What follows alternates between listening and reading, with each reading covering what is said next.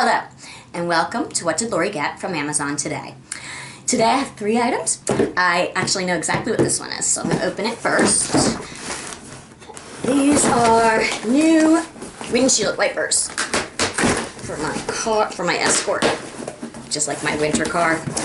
And the ones from last year are really messed up, so one pair.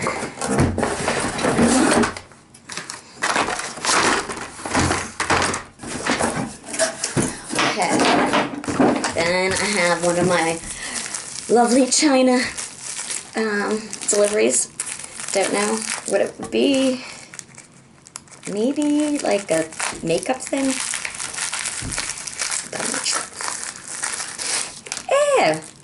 Okay, this is just a USB for my phone, but it's so cute. It's purple and it lights up when you put it in, when you're charging, so couldn't resist. Alright, and the last one is this little guy. I'm not really sure.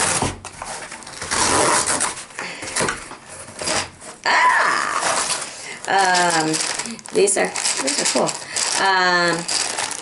Some lollipop sticks and sprinkles for a project for Valentine's Day that I'm doing. So, these are really like heavy duty straws. That's it.